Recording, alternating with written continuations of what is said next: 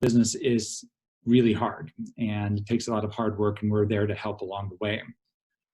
Then about 34 days ago, the governor had a shelter-in-place order, and that threw our world upside down, where multiple small businesses were essentially out of business in one fell swoop.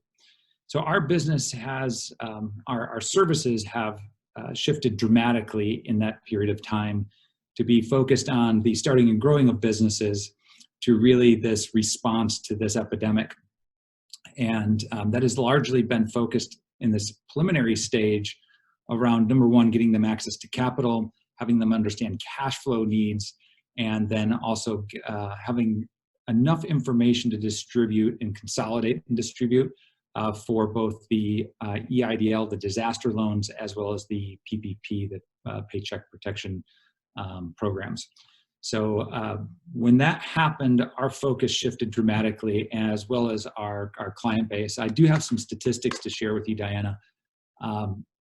We saw about a 300% increase in requests for our consulting services, about a 750% increase in our webinar attendees, and our website traffic absolutely spiked through the roof to the point where we had to engage in higher levels of service for our website. So the demand for the services spiked along with the needs of the clients out there. So we really are breaking things down right now into kind of 3 phases. This initial phase that we're looking at is what I'm calling the response phase. We're then looking at business resiliency before we try to get into the recovery phase of the way we support businesses.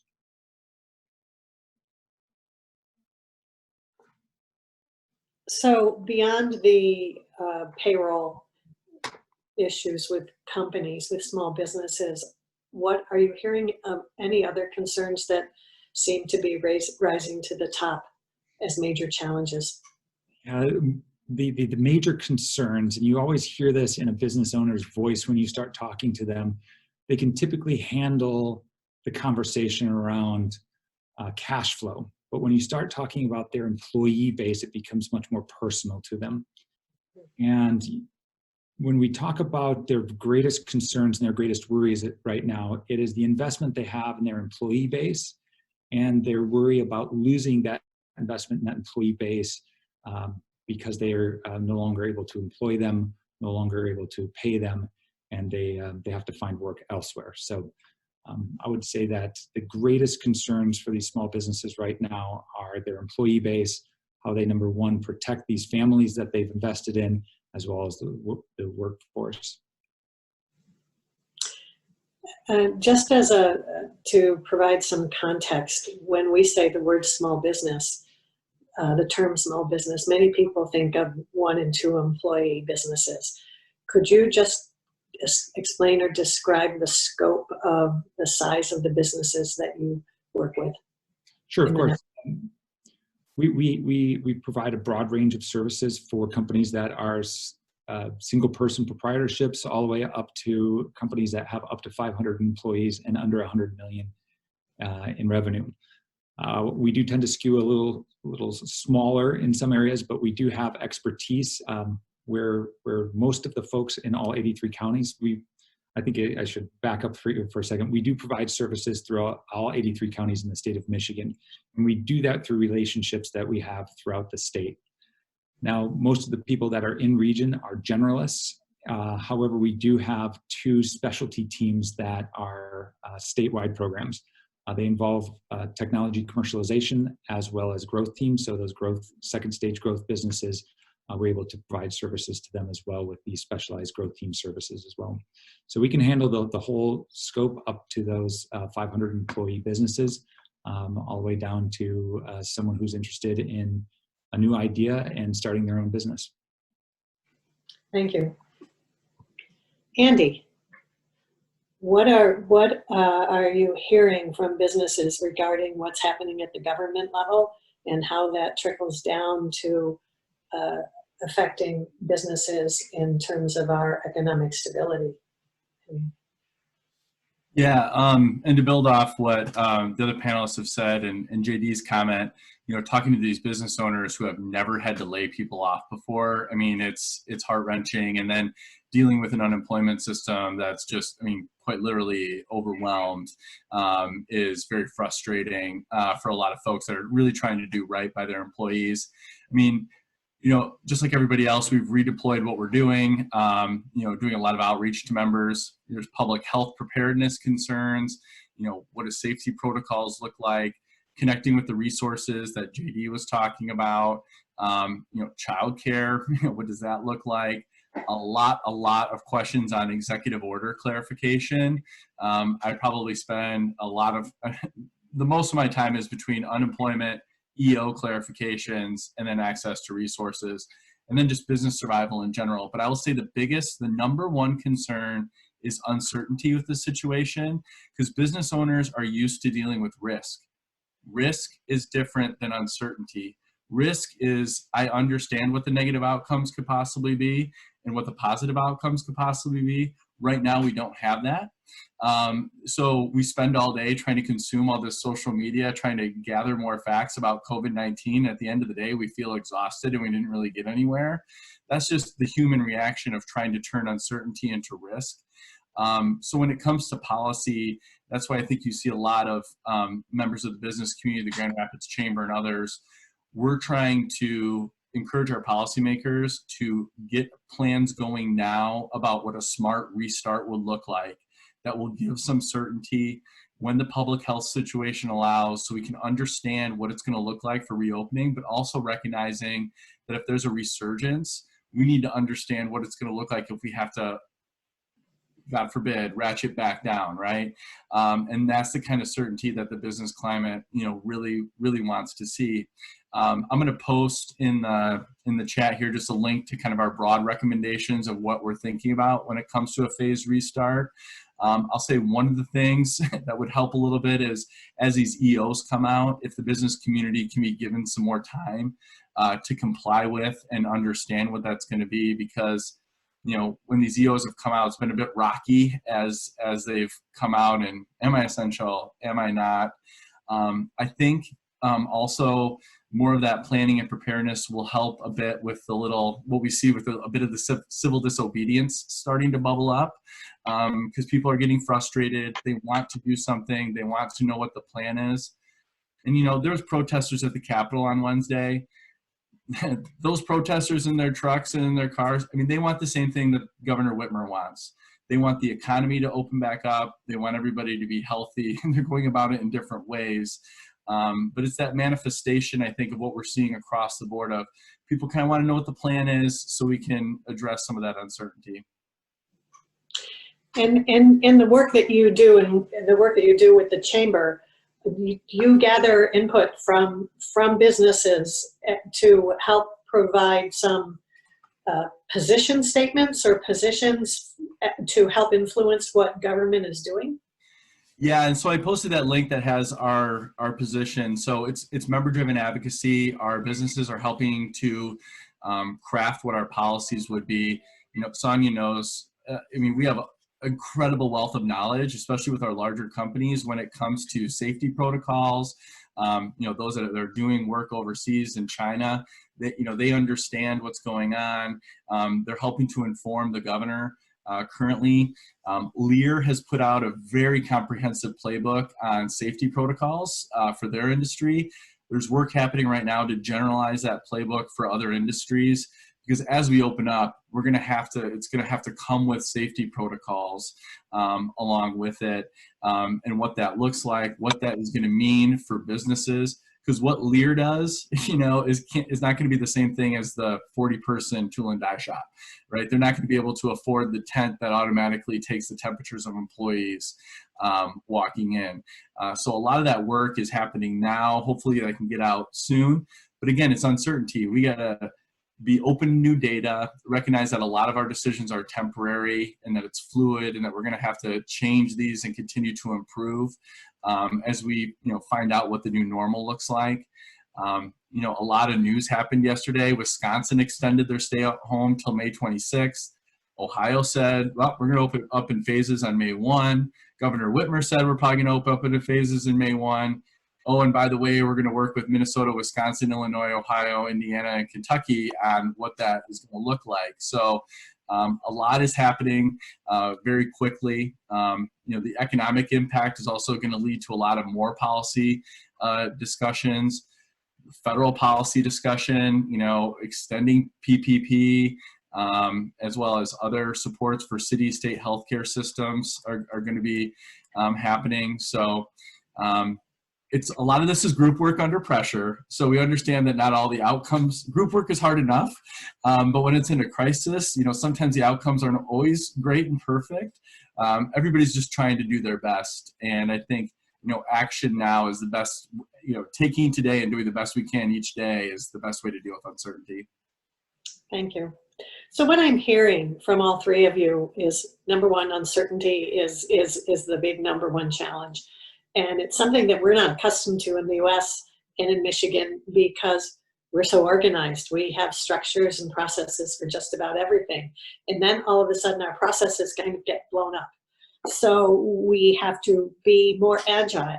And as we think about being agile and helping our companies and organizations to become more agile, what do you see from your expertise and from all of the interactions you've had with companies, aside from the PPE and all of the special considerations we have to take as we move out of the COVID situation?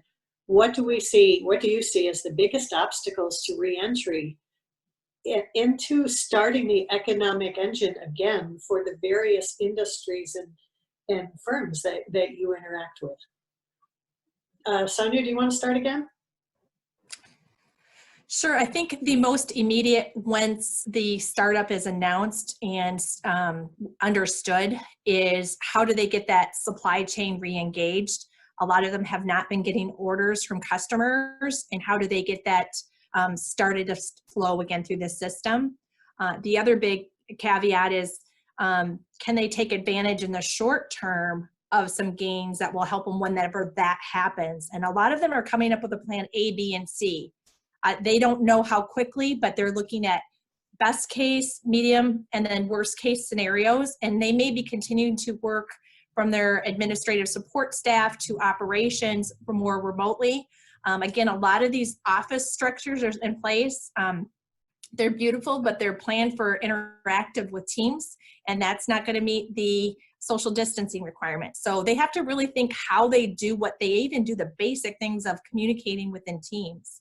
So it'll be really interesting to see how they're able to take some of these agile tools we've been forced to embrace and roll that out long term across the globe.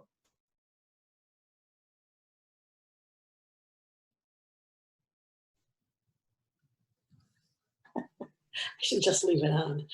From the larger companies or the companies that have manufacturing plants internationally, have any of them started looking at whether or not they should redeploy those sites and bring some of them back to the northern to North America?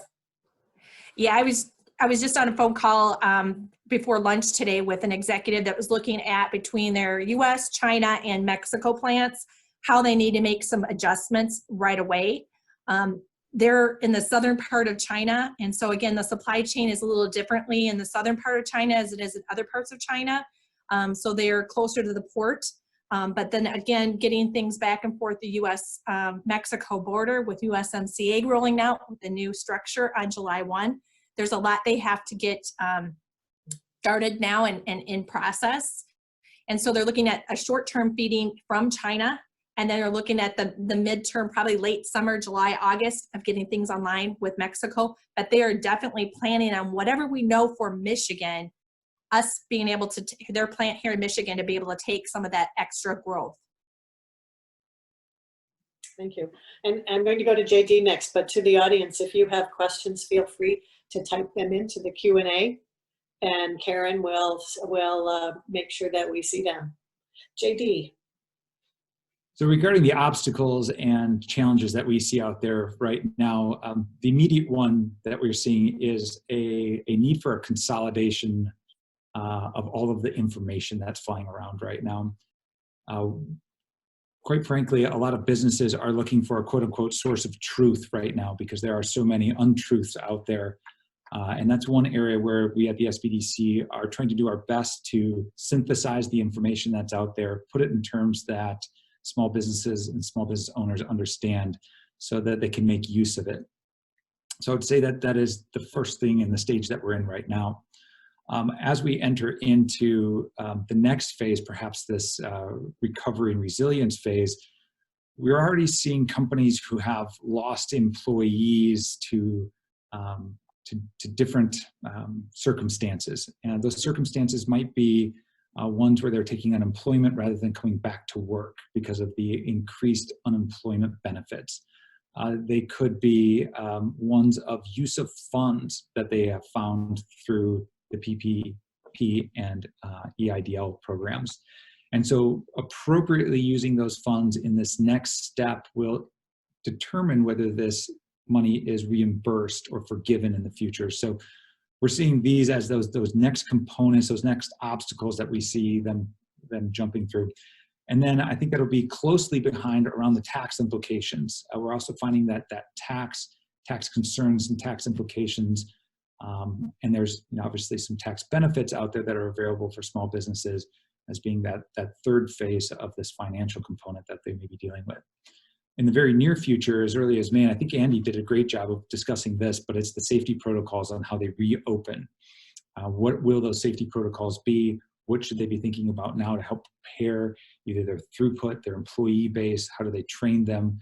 How do they reconfigure their office spaces or their retail spaces to allow for this new normal?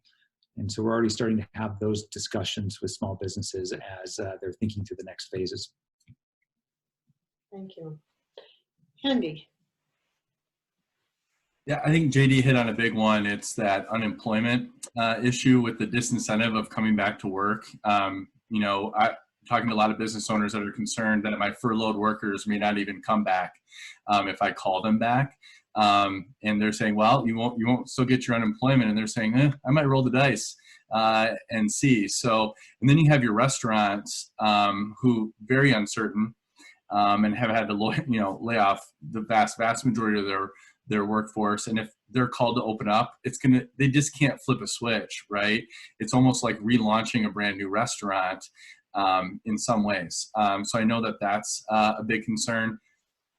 Without certainty, I'm hearing from our economic development experts that some small manufacturers are looking at relocating to other states, like actively. I think that's an issue that is probably, not as widespread, but something we need to look at, another reason to get prepared.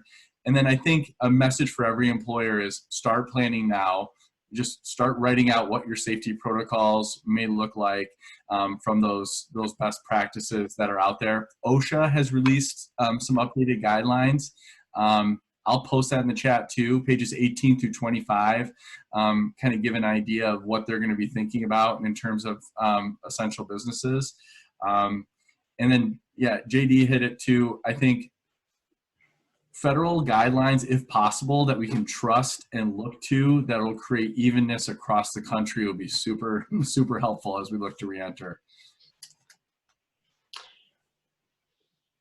So every quarter, the regional Federal Reserve has a listening session here in Grand Rapids at the Seidman College of Business. The most recent one occurred about 3 weeks ago, I think, right after we came home, and so we all listened in from wherever we were. But what they do is they bring together business leaders of all different sizes of business and other kinds of organizations and ask them what they think about the current economic situation, and in this case, the situation with COVID. It was still fairly new. And the response that they said was that if the shutdown was for a couple of weeks, it was really not going to hurt most businesses. If it was going to be for 4 weeks, it would it would pinch, but most businesses would be just fine. If it was for 8 weeks, it would have a severe negative impact on the economy and on their individual businesses. And these were some very, very large businesses, some medium-sized businesses, and some smaller businesses. Right now we are in what, week 4, I think, week 3 or week 4 of the I think it started March 25th. The shutdown. We're in week 4. Thank you, JD. So we're in week 4. So we're halfway into that, into that sentiment of, if it goes another 4 weeks, we are severely injuring our economy. What do you each think? I know I'm putting you all on the spot, but what do you think? Is the question, question, are we injuring the economy? Yeah, we definitely are. I mean, there's a quarter, we have about 20% of the population that's unemployed across the state. Even with the first order on March 16th, we put like hundreds of thousands of people with the restaurants out of business. I think, and I think what the new normal will look like will also have significant long-term impacts. I mean, when you think about companies that have large gatherings of people, particularly entertainment venues as a big part of their business, they're looking at no revenue years for the entire year potentially, and what that would look like. And then when their big property tax bills come due come September, how do you cope with that? How do we bridge them into 2021? So I say yes, it's having an impact.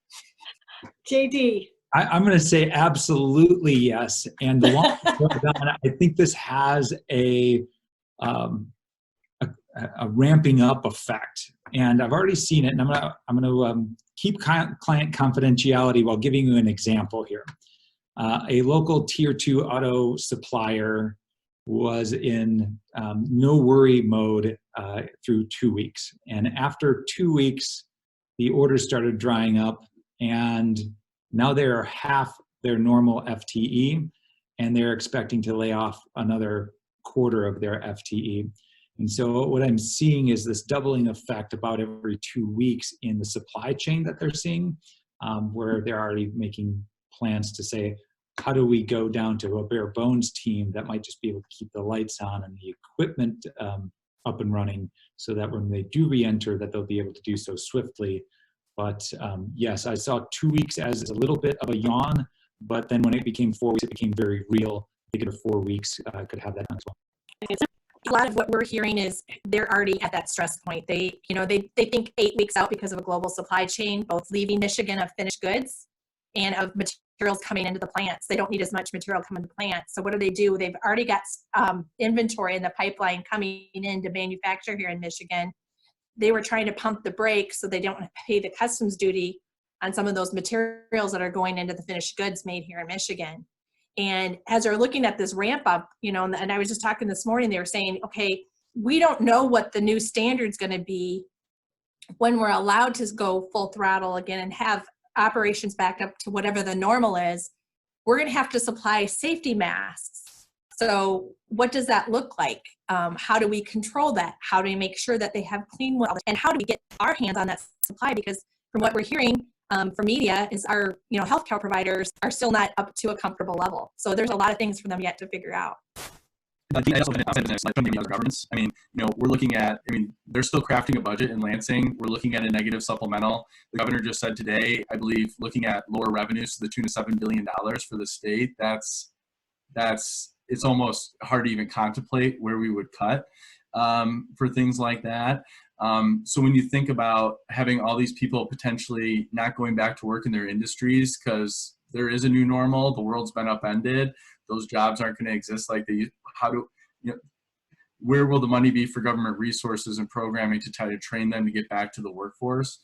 I think this is where I think it's a huge opportunity for the business community to again step up and fill this gap, which we're going to see under-resourced governments, I think, over the next 18 months. And so business is really going to have to step up to help fill this need. There's a lot of sectors that haven't been impacted as much, a lot of sectors that are benefiting in some ways. And hopefully they'll be able to pull us through. But I think the policy implications of this tax revenue going down, just as an example, I was talking to the MDOT public information officer. Nobody's driving. there's no gas tax revenue. If this goes on for another 4 weeks or farther, we were already having road funding problems. Maybe it's not an issue because we're not driving on the potholes right now, but I mean, it could be long-term as we try to maintain infrastructure. And that's just one example. And if you take the education component of how state governments help to fund education, both K-12 and higher education, it's pretty uncertain for us, given that for the state universities, most of their subsidies from the government comes from the general budget, and the general budget is what's being used to cover the COVID crisis, plus all of the revenues are down, and so the general budget is going to be much lower. I have some questions here that are coming in, and I would like to pose some of them. So the first one, it has to do with how do we balance, I'm showing my hands because how do we balance the losses from revenue, the losses from not working, from not being able to get back to work, to if we go back too soon and we have a resurgence and we have to go through this again.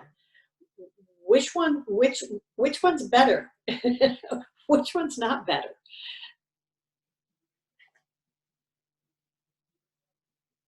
Any insight, JD? I don't know which one is better, and quite frankly, we don't know where this is going. But I think the first example that you gave, going back in an orderly manner, might give us at least practice in how we go about reopening things and intelligent ways to go about that. And so I look at the threat of a resurgence as something that we are absolutely planning for and understanding that what might be a second round of this towards the fall is what's predicted.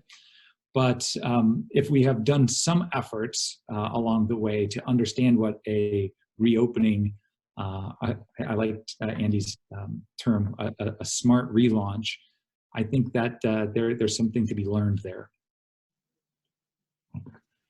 Yeah, I agree. I think we're going to have to live with this. The only way we'll be certain is until there's really a vaccine. And even if you look at the modeling, with us being able to flatten the curve, that means it goes longer, right? It extends the time period longer. So it's how do we live and work with this safely? How do we understand what's happening, use more data as it continues to come out? Luckily, maybe luckily, I hate to use that term, we're not alone in this. Other countries, other states are trying different things. We'll be able to see and benefit from a lot of different experiences.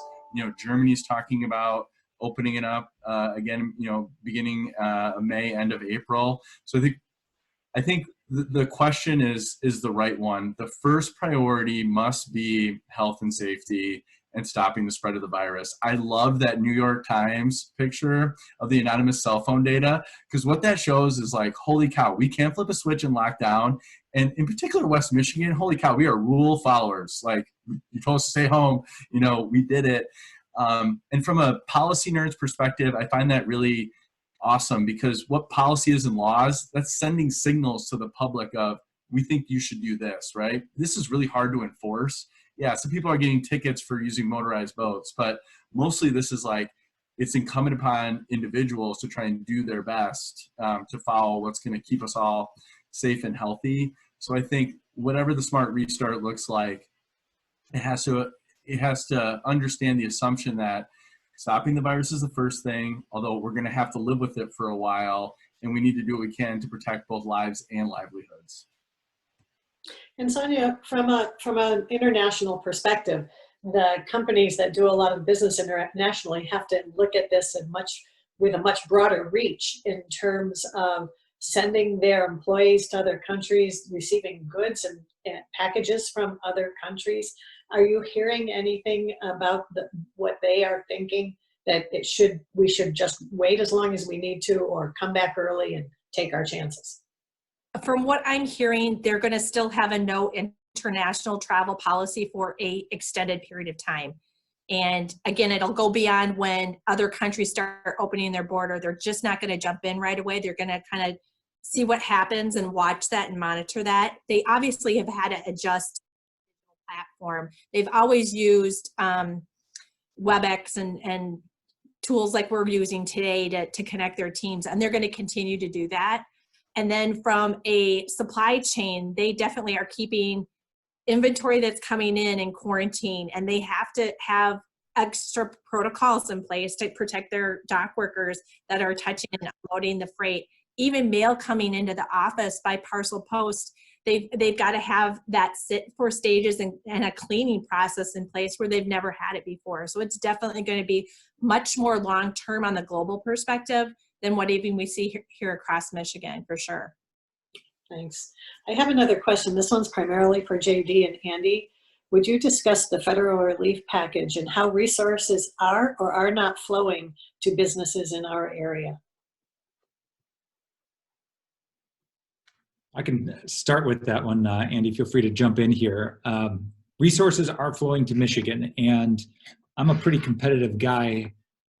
So I took the list of loans that were approved by state nationally, and Michigan is right where it should be, performing where we would expect to be.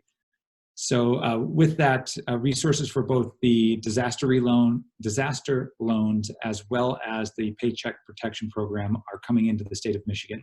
There is a level of frustration around that because it seems to have been a moving bullseye since its inception. And so we are at this point consistently trying to consolidate that information, clarify it for small business owners. Andy talked a little bit earlier about small businesses are used to taking risk, but they want to know what risks that they're taking. And with these loan programs, there's some ambiguity as to what will be forgiven versus what will be unforgiven. So at this point, we are really looking at those as kind of some key hurdles that we're dealing with here in the short term. So federally, in terms of resources, we just signed on a letter to expand the PPP because they stopped accepting applications, and so we need more resources there, which is staggering because they didn't just pick the $350 billion number out of the air. That was supposedly the number to cover like 47% of all small business salaries for the next 8 weeks. So that's one thing that we'd like to see. Also, just the unevenness of some of the financial institutions being able to work through this process. Some have been great, some not so much. So it's been, definitely sensing that frustration in the business community. I know everybody's trying their best. It's just, again, group work under pressure sometimes creates some strain there. And then I just think it's trying to get the information out, the guidance out as quickly and as truthfully as possible. Maybe JD can help me with a question I just got about, employee retention tax credits versus the PPP versus the SBA disaster loan. I mean, sometimes I call it constituent work because I'm an old legislative staffer from way back. Sometimes the constituent questions we get from members, I'm like, I didn't even know that was going to be an issue, right? Or a problem. So I think that's what we're seeing federally. I'll just say another from a federal discussion that's being had that comes up a lot is, boy, I paid this business interruption insurance forever, only to come to find out it doesn't cover a pandemic. Which, side note, I don't know if anybody saw that Wimbledon was paying pandemic insurance for like $2 million a year for like years and years. And now they have a $141 million claim. That insurance company is probably going under, I would say, for that. But that's the issue, right? If we went back and changed the contracts for this business interruption insurance to cover pandemics, first, it's unconstitutional. It put these insurance companies out of business, but there's an idea that we could treat it like flood insurance. So we could use federal dollars to pass through our insurance agents, which are great at the relationships with businesses, to maybe provide some of that additional support. So there's other ideas that are floating out like that at the policy realm. I would say phase 4 at a federal level, my contacts are kind of saying there's not quite as much urgency as there was with 1, 2, 3. People are trying to figure out what it's going to look like. They're throwing a lot of stuff at the wall, and unfortunately politics is kind of coming into play a little bit. I don't think that's all bad, because I think it would be good to let things settle just a bit before we determine what the next policy prescription is going to be. I have some I have some members who are asking me, where's all this money coming from to spend on this? And it's debt, and it's deficit in all of us. So, that's another factor that will probably be weighed as additional relief packages are considered. Thank you. I'd like to jump in here real quickly. To answer your question, Andy, about tax credits, it all depends.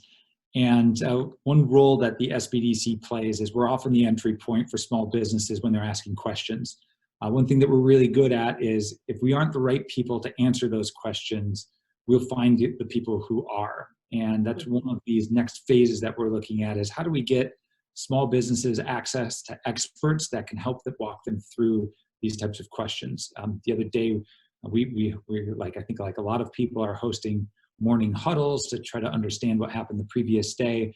We had a tax expert from BDO come in and talk to us the other day, and there are going to be a lot of questions like those that small businesses will have in the upcoming months. And once again, if they come to us, we don't know, we'll obviously try to get them out to the folks that can help them. Thanks. And one thing to mention, if you about the SBDC in the state of Michigan, if you're not familiar with the SBDC, is we are one of the top 3 in performing across the country in terms of SBDCs. I know JD would like to say we're number 1, and perhaps we are, but we'll be a little more humble the West Michigan way and say we're in the top 3. I have a couple more questions. And while I'm bragging about our centers and all that they're doing, Sonja, the award, what is the official name of the federal award you received last year? We won the E-Star Award for Export Service Provider. So we were one of 52 awarded in Washington, D.C. through the International Trade Administration at the U.S. Department of Commerce last May. So we're very proud of that, and we work very hard to do that, but we can't do it alone, and we work a lot with our partners across the state. So it's really a tribute to all of the service providers in Michigan. And thank you. And these are the types of organizations we have here in Michigan and in the West region of Michigan that has helped the economy grow the way that it has been growing. And now they're all going to help us get out of this mess. So I have a couple more questions. The next question is, what are local businesses doing to make their supply chains and businesses more resilient and localized?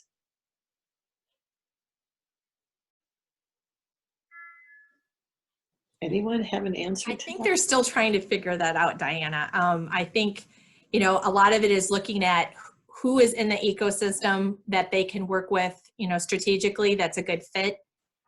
Again, a lot of these businesses have been deemed non-essential, so they're not working right now. So I think that matchmaking tool that the Michigan Economic Development Corporation has out there is going to be a key attribute. And that's more on the COVID and the PPE and the medical componentry and equipment. But I think long-term, there's going to be those types of dialogues that come up all the time of who can I partner with here locally. And that's where I think, working strategically together to know and identify who has certain expertise across the supply chain to help out. I think we have to share more information, and our region, especially here in the West area, has been very collaborative. I think that will continue on and probably grow in the future as well. I think from a policy perspective, this is also an interesting discussion because, it just reinforced how connected we all are, right? And maybe how not prepared we were if we're not able to get things from China or not able to get things from other parts of the world. So let's hope that, this is all over with really soon, and this was just a really good test run that maybe could help us get better prepared in the future if something else came our way. I think in a positive way, it shows how connected, again, the business environment is and how well the market does tend to work. It reminds me of that old essay, I pencil. Nobody knows how to build a pencil because all these different players have to play a part, and the rubber and the lead, and even the pencil company can't do all those things by itself. And it reinforces how interconnected and how much cooperation there really is that we always take for granted. And from my experience in working with businesses, usually smaller business is 50 or 100 million. Single source suppliers is probably not a great strategy. And I think after this experience, many companies will be expanding, looking for suppliers that are backups so that they have more than one option. And so I think that's one thing that there's a lot of learning going on. And one of our webinars is focused on supply chain. That's at the end of May, and May 29. So for those of you in the audience who really do have a lot to do with supply chain, that would be a good webinar for you to tune into. I have one more question, I think. Yes, before we get to the last question that I have. This is from someone in the audience. What are some best practices of local companies to keep employees engaged, productive, and excited about their company mission while working from home? So a lot of people like me, introverts, are fine being at home for the most part, but we have a lot of people that it's very difficult to be working from home. It's a different environment. How are companies dealing with this? I can jump in on this one and tell you that there are some silver linings that we're seeing throughout this crisis. And I'll just talk about my own team. This pandemic has caused us to become more connected through morning huddles, through technologies. And if there was ever anything that was a catalyst for technology transformation amongst business, I've seen this as that key catalyst, really pushing us into these new realms. I can also say that we have benefited from, and this may sound a little hokey, but doing some remote team building exercises. We had been working nonstop for 3 weeks, and I finally said, listen, we're all going to take a break at Friday at 5 for a virtual happy hour. And it's those type of things that I believe people enjoy. It brings people who are the extroverts together in a way. The introverts can choose to attend if they'd like or not. But out of the 100 or so folks that we have at the SBDC, we had about 80 participate in that event. And a lot of people came back and said, you know, if there is a silver lining here, I feel as connected as I have to our mission, to the people that I work with through this pandemic, just because we're communicating at a much higher level than we used to. So yeah. I know a lot about the SBDC, but I think that's playing out throughout the small businesses that we see, that they're remaining connected. They've had to engage digital transformation at a much higher level, and some are benefiting from it. I just say, like in this example, Nate Cucci, the CEO of Fines Ilstra, they're doing a lot, like JD said, a lot of team huddles, right? And right now, everybody's work plan has been blown to smithereens. Like all those well-laid plans we all had for 2020.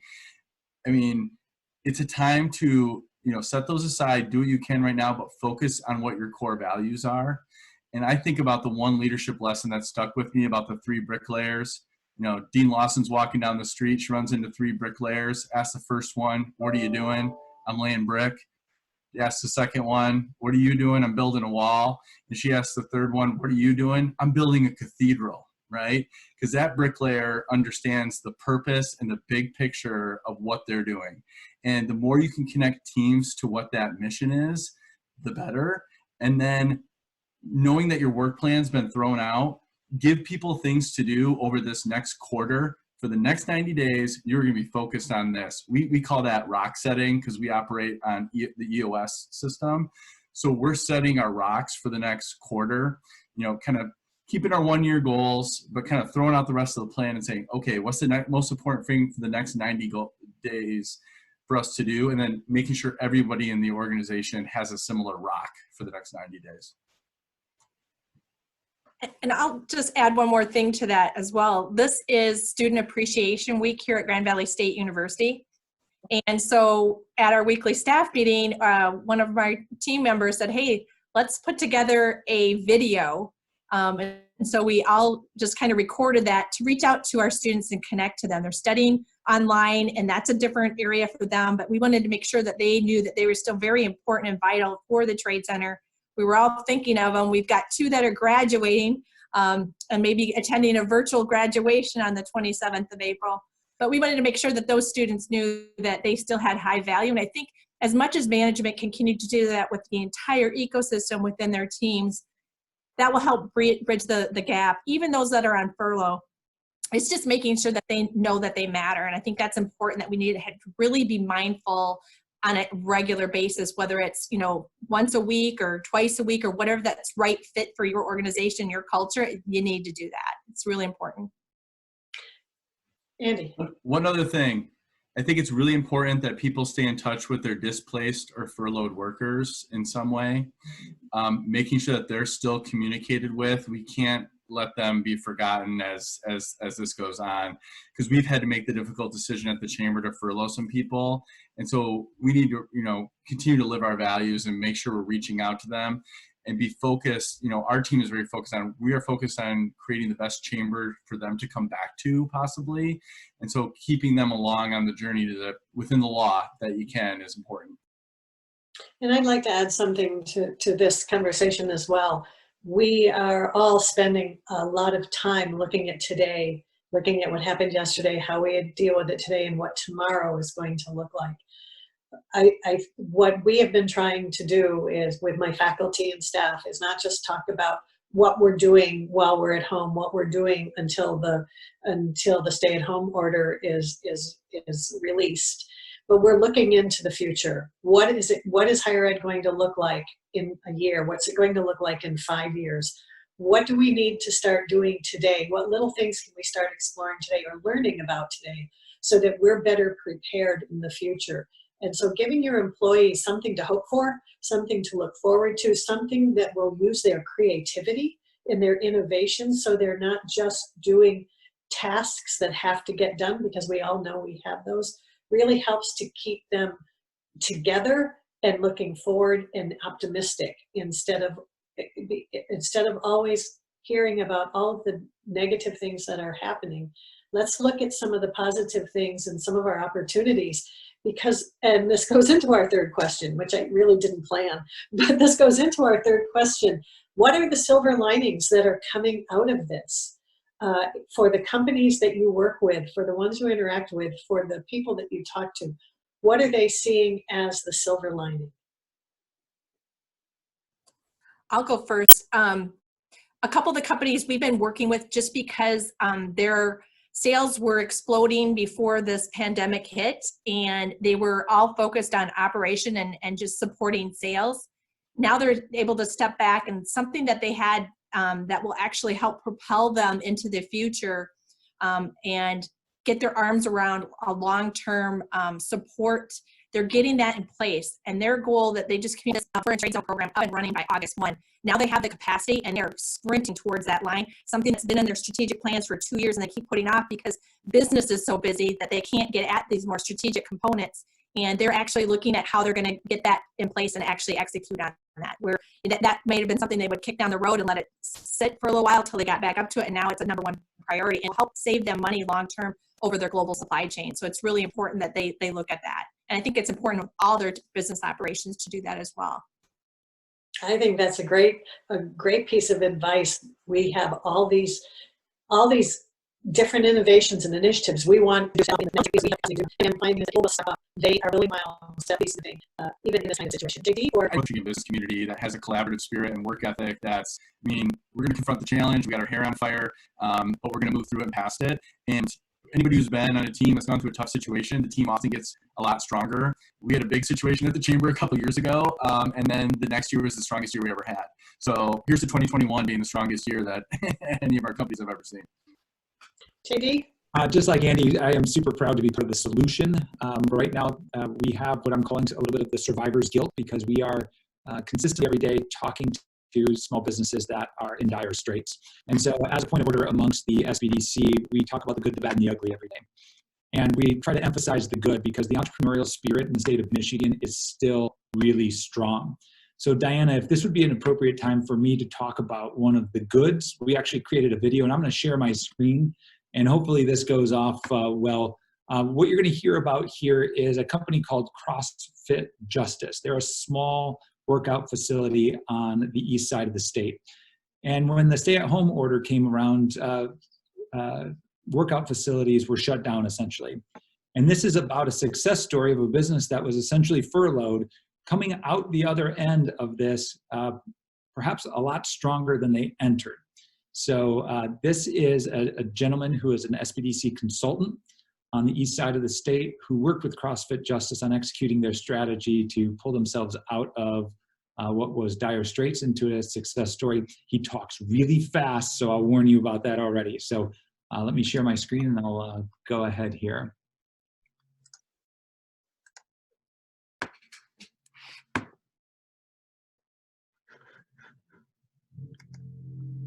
Is not terrible for all businesses. Hey, this is Spencer Field, a business consultant here at the Michigan SBDC, and I would like to share with you how CrossFit Justice is taking next steps in their business even while there's a pandemic raging around them. They've done this by doing three things. Number one, they've leveraged their fixed assets by taking their equipment out of the house and bringing it to clients' houses so they're able to work out at home. This has led to almost zero shrinkage in their client base, so they're still cash flow positive through this entire thing. Number two, they have become an echo chamber for positive messaging. They are sharing positive messaging. Their clients are sharing positive messaging. They are resharing messaging on social media about good things that are happening in their local community. This has led them to grow their platform because they're sharing good, positive information and not doom and gloom.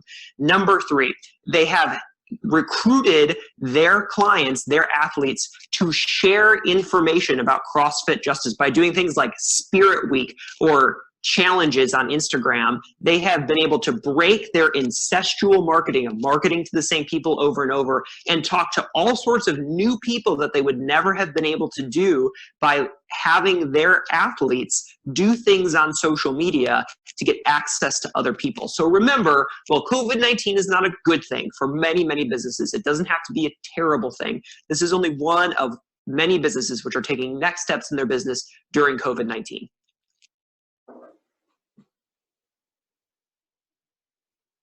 Thanks, JD. So with that, we are just about at 2 o'clock, and I want to thank Sonja, JD, and Andy for your time, for your insights, for sharing your experience with us. I'd like to share all of the audience who are here with us, learning and asking us questions. Our hope is that these webinars will be valuable to you, the attendees. They're valuable to us to learn even from the questions that you ask. Our purpose is to help be part of that team that is going to lead and move with the economy as we start to grow again, as we come closer and closer to an end of the pandemic that we have today. The next webinar is on Friday, May 1st. That's 2 weeks from today. And the title of that one is Understanding New Economic Realities. It will also be at 1 o'clock for about 1 hour. You can go to the gvsu.edu/Seidman website to get a list of all of the webinars. We have webinars scheduled out through July. On June 26th, there will be a webinar that will be delivered in Spanish specifically for the Hispanic business community. So I want to thank our panelists again. I want to thank the audience for being here. And thank you all for all of the efforts you have in protecting your staff, protecting your families, protecting everyone to be healthy and safe, and as we work towards a growing economy again. So thank you all very much and have a good afternoon. Bye.